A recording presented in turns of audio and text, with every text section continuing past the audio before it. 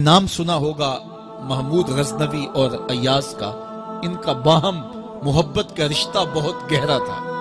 ایاز ٹوٹ کے چاہتا تھا بادشاہ کو، اب دیگر مصاحبین حسد کرتے تھے، بغض رکھتے تھے، وہ کہتے تھے یہ کوئی کیا اس میں کرشمہ اور کمال ہے کہ بادشاہ اس کو اتنا ہی چاہتا ہے۔ تو بادشاہ جب ان وزراء کا، مشیروں کا حسد حد سے بڑا ہوا دیکھا تو ایک دن سب کو اپنے دربار میں حاضر کیا۔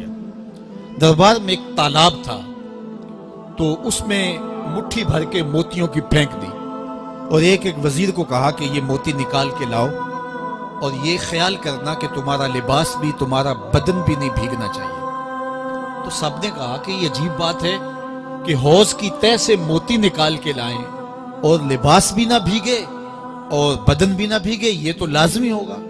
پھر دوسرے وزیر کو کہتا کہ یہ موتی نکال کے لاؤ، تمہارا لباس بھی نہیں بھیگنا چاہیے، تمہارا بدن بھی نہیں بھیگنا چاہیے۔ تو وہ آگے سے حجت کرتا یہ کیسے ہو سکتا ہے کہ بدن بھی اور لباس بھی نہ بھیگے اور موتی بھی نکال لاؤں؟ تیسرے کو، چوتھے کو، پانچویں کو، ہر ایک آگے سے حجت کرے یہ کیسے ہو سکتا ہے؟ پھر ایاز آ گیا تو بادشاہ نے ایاز کو کہا کہ یہ موتی نکال کے لانے ہیں اور تمہارا لباس بھی اور تمہارا بدن بھی نہیں بھیگنا چاہیے۔ ایاز نے فوراً چھلانگ لگائی اور موتی نکالے۔ جب باہر نکلا تو بدن اور لباس پانی سے نچڑ رہا تھا، تو ایسے موتی بادشاہ کو پیش کیے اور بدن کپ کپا رہا تھا۔ تو بادشاہ بڑے غصے سے کہا کہ ایاز تمہارا بدن بھیگ گیا، تمہارے کپڑے بھی بھیگ گئے، میں نے کہا تھا لباس بھی نہیں بھیگنا چاہیے، کپڑے بھی نہیں بھیگنے چاہیے۔ تو ایاز بڑی لجاجت سے عرض کرنے لگا، بادشاہ سلامت، آپ کے دو حکم تھے، ایک یہ کہ موتی نکال کے لانے ہیں، دوسرا حکم یہ تھا کہ لباس اور کپڑے بھیگنے نہیں چاہیے۔ تو ایک حکم میں نے پورا کر دیا ہے، دوسرے کی معافی چاہتا ہوں۔ تو صاحب، اللہ نے حضرت انسان کے سینے میں جذبات کا ایک جہاں آباد کیا ہے، شیطان کو بھی انسان کے پیچھے لگا دیا اس کی آزمائش کے لیے، اس کے امتحان کے لیے۔ نفس بھی اس کے اندر موجود ہے، اور دوسری جانب اس کو گناہوں سے منع بھی کیا اور نیکی کی تلقین بھی کی۔ اب کتنی مشکل زندگی ہے حضرت انسان کی، آئی جان شکنجے اندر جویں ویلنے دے وچ گنا، کتنی مشکل زندگی ہے۔ خواہشیں ہیں کہ آوارہ ہیں، آرزویں ہیں کہ بے قابو ہیں، اور دوسری جانب اللہ کا حکم ہے۔ اب کیا کرے؟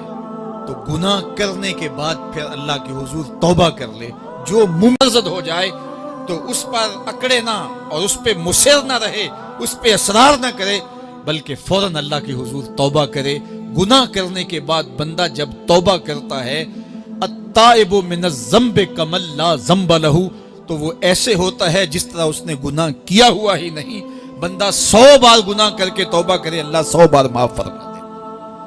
وہ کریم ہے، 70 ماؤں سے زیادہ پیار کرتا ہے۔ تو بندے اس کی دہلیز پہ جب توبہ کرتے ہیں، رجوع کرتے ہیں اور اس سے معافی مانگتے ہیں، تو وہ یہ نہیں دیکھتا کہ یہ گناہ گار کتنا بڑا ہے، وہ یہ دیکھتا ہے کہ یہ میری دہلیز پہ آیا ہے اور اس کے ما قبل کے سارے گناہ معاف بھی کرتا ہے، بلکہ گناہوں کو بدل کے نیکیوں میں بھی تبدیل کر دیتا ہے۔ آئیے اب قرآن مجید میں ان لوگوں کی کہانی بھی پڑھیے جو اپنی زندگی کو اپنے مالک کے نام لگا چکے ہیں، اور ان سے اگر کوئی معاملہ سرزد ہو جاتا ہے تو وہ کس قدر اللہ سے ڈرتے ہیں۔ والذین یؤتون ما آتوا وقلوبهم وجلہ انہم الی ربہم راجعون، فرمایا کہ وہ لوگ جب ان سے کوئی خطا سرزد ہو جاتی ہے، کوئی گناہ ہو جاتا ہے، تو ان کے دل لرز جاتے ہیں، خوف خدا سے وہ کانپنے لگ جاتے ہیں۔ انہم الی ربہم راجعون، تو وہ اپنے رب کی طرف رجوع کرنے والے ہوتے ہیں۔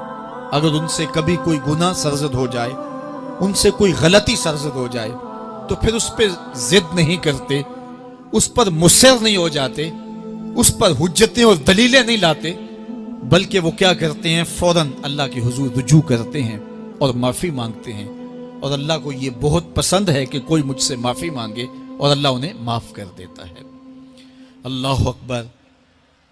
حضرت عبداللہ ابن مسعود رضی اللہ تعالیٰ عنہ فرماتے ہیں کہ مومن کی یہ شان ہے کہ جب وہ گناہ کر بیٹھے تو وہ یوں محسوس کرتا ہے جس طرح پہاڑ تلے آ گیا ہے، یہ اس کی کیفیت ہے کہ گناہ کرنے کے بعد، نافرمانی کرنے کے بعد اس کا دل لرز اٹھتا ہے. وَقُلُوبُهُمْ وَجِلَةٌ. تو حضرت عبداللہ ابن مسعود فرماتے ہیں یوں محسوس کرتے ہیں جس طرح پہاڑ تلے آ گیا ہے اور پہاڑ ابھی گر جائے گا اور انہیں کچل دے گا. تو وہ جلدی جلدی تلافی کرتے ہیں، توبہ کرتے ہیں، رجوع اللہ کرتے ہیں تاکہ ہمارا گناہ معاف ہو جائے.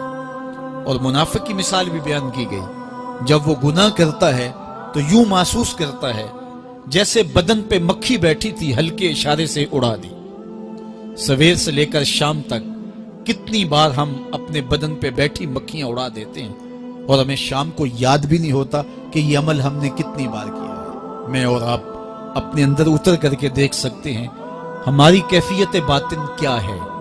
نمازیں چھوڑی، جھوٹ بولا، غیبت کی، چغلی کی، کسی کا دل دکھایا، کسی کو تکلیف دی، گالی گلوچ کیا، سب و شتم کیا، سویر سے شام تک کیا کیا گناہ کیے. کبھی خیال بھٹکے، کبھی سوچیں آوارہ ہوئیں، کبھی نگاہوں نے بدکاریاں کی، کبھی زبان نے جرم کیے، اور شام کو ہمیں یاد بھی نہیں ہوتا کہ آج ہم نے کیا کیا جرائم کیے، آج ہم نے کیا کیا گناہ کیے. اگر ہماری یہ کیفیت ہے تو یہ عملی نفاق ہے کہ بدن پہ مکھی بیٹھی اور اڑا دی. اور اگر ہماری کیفیت یہ ہے کہ گناہ کے بعد یہ محسوس ہوتا ہے کہ ہم پہاڑ تلے آ گئے اور اللہ کی ناراضگی ہم نے مول لے لی اور جلدی جلدی توبہ کر کے رجوع کرنے کی جانب بڑھتے ہیں، تو پھر مبارک ہو. نہیں تو مجھے اور آپ کو اپنا محاسبہ کرنا چاہیے.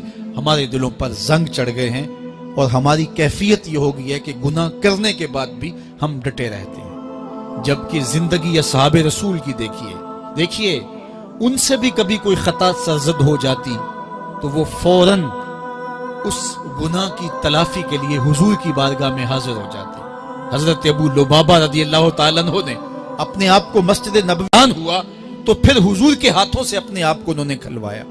ایک خاتون حضور کی خدمت میں حاضر ہوئی اور عرض کی یا رسول اللہ صلی اللہ علیہ وسلم مجھ سے بدکاری سرزد ہو گئی ہے اور میرے پیٹ میں بچہ ہے اور میں چاہتی ہوں کہ آخرت کی سزا کی بجائے دنیا کے اوپر اس کی سزا مجھے دے دی جائے تاکہ میں پاک ہو جاؤں اور صاف ہو جاؤں، کیونکہ آخرت کی سزائیں بہت سخت ہیں. اللہ کے محبوب علیہ السلام نے جبریل امین سے ایک دن پوچھا تھا مجھے جہنم کے عذابوں کا ذکر سناؤ. تو عرض کی یا رسول اللہ صلی اللہ علیہ وسلم سب سے ہلکا عذاب، اخف العذاب، ہلکا ترین عذاب یہ ہے کہ جہنمی کے پاؤں میں آگ کے جوتے رکھے جائیں گے. باقی اس کے پورے بدن پہ آگ نہیں ہوگی، صرف آگ کے جوتے اس کو پہنائے جائیں گے. لیکن اس کی حدت، گرمی اور شدت اتنی ہوگی یغلی منہما دماغہ، اس کی شدت سے اس کا دماغ پگھل کر ناک اور کانوں کے ذریعے سے باہر آنا شروع ہو جائے گا. یہ سب سے ہلکے عذاب کی کیفیت ہے. اور جو عذاب سخت ہیں الیاذ باللہ، اللہ تعالیٰ قرآن مجید میں فرماتا ہے ثم لا يموت فیہا ولا یحیا، اس بڑے عذاب کا ذکر کیا جو جہنمیوں کو دیا جائے گا. فرمایا اس عذاب کی کیفیت یہ ہوگی بندہ نہ جیے گا نہ مرے گا. جیے گا اس لیے نہیں کہ آگے اور پیچھے دائیں اور بائیں آگ ہی آگ ہوگی تو اس آگ میں جینا کو جینا تو نہیں ہوگا. اور مرے گا اس لیے نہیں کہ موت کو موت آ چکی ہے. جنت میں جنتیوں کو ایک ہی ڈر اور خدشہ ہوگا کہیں موت نہ آ جائے، اور جہنمیوں کو ایک ہی امید ہوگی کہیں موت آ جائے اور جان چھوٹ جائے. اللہ تعالیٰ مینڈے کی شکل میں موت کو لائے گا اور موت کو ذبح کیا جائے گا. جنتی جنت سے اور جہنمی جہنم سے دیکھ رہے ہوں گے. جب موت کو ذبح کر دیا جائے گا اب موت نہیں ہے تو جنتی اتنے خوش ہو جائیں گے کہ اگر موت کو موت نہ آئی ہوتی تو یہ خوشی سے مر جاتے، اور جہنمی اتنے مایوس، دکھی اور پریشان ہوں گے کہ اگر موت کو موت نہ آئی ہوتی تو یہ صدمے سے مر جاتے. تو وہ کانوں کے راستے سے باہر آ جائے. تو اس نے عرض کی یا رسول اللہ صلی اللہ علیہ وسلم میرے اوپر حد جاری کر دیجئے. اور اس نے کہا کہ میرے پیٹ میں جو ہے وہ بچہ ہے. اللہ کے محبوب علیہ السلام نے فرمایا جاؤ جب بچہ پیدا ہو تو پھر آنا. وہ چلی گئی. تو جب بچہ پیدا ہوا تو گود میں اٹھائے پھر حضور کی خدمت میں حاضر ہوئے اور عرض کی یا رسول اللہ یہ ہے بچہ جو میں نے گناہ کیا تھا، بدکاری کی تھی، آج یہ اس کی نشانی ہے۔ تو اللہ کے محبوب علیہ السلام نے فرمایا کہ اسے لے جاؤ اور اسے دودھ پلاؤ، اور جب یہ کچھ کھانے پینے لگ جائے گا تو پھر آنا۔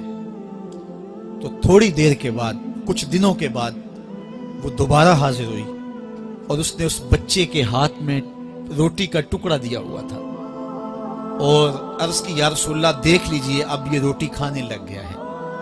اللہ اکبر۔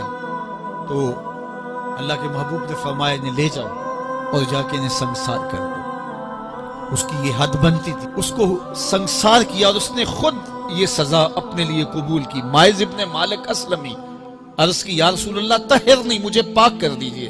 میرے حضور نے فرمایا جاؤ اللہ سے معافی مانگو۔ وہ گئے اور معافی مانگی، بے چینی اتنی تھی، پھر آ گئے اور عرض کی طہرنی یا رسول اللہ، حضور مجھے پاک کر دیجئے۔ فرمایا جاؤ اللہ سے معافی مانگو۔ وہ گئے، معافی مانگی، پھر پلٹ آئے، تیسری مرتبہ، چوتھی مرتبہ۔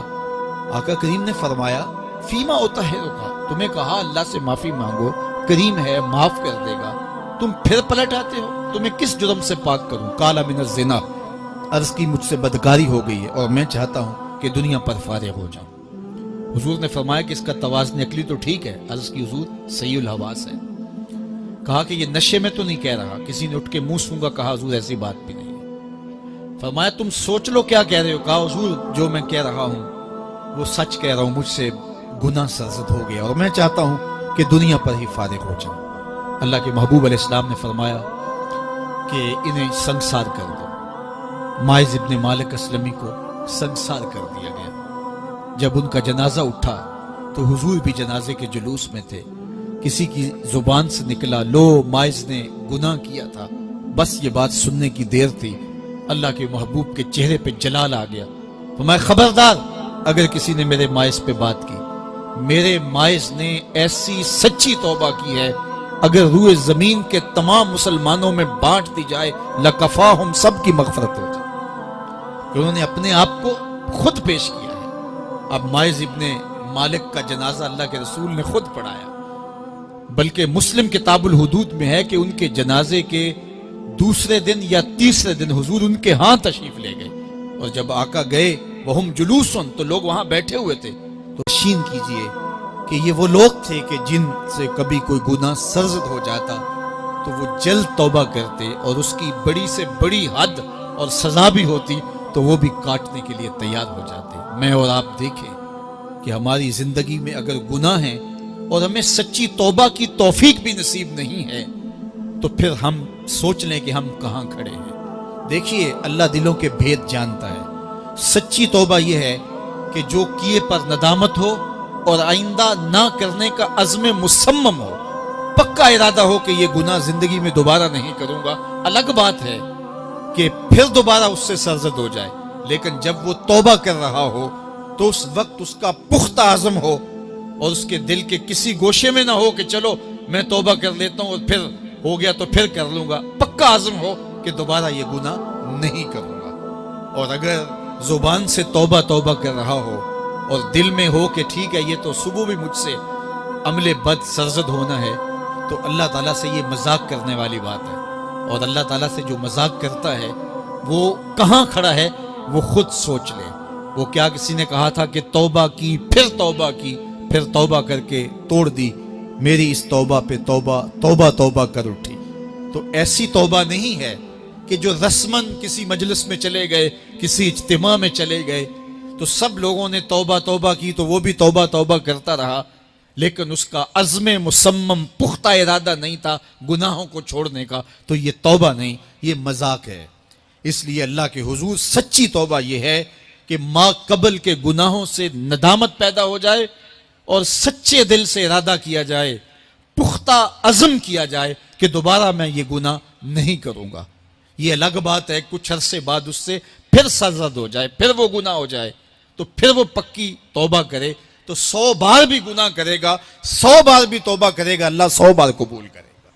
لیکن اندت توبہ اس کا عزم مصمم ہونا چاہیے، اس کا عزم پختہ ہونا چاہیے۔ محض لفظوں سے توبہ پکارنا اور دل توبہ نہ کر رہا ہو اور دل عزم مصمم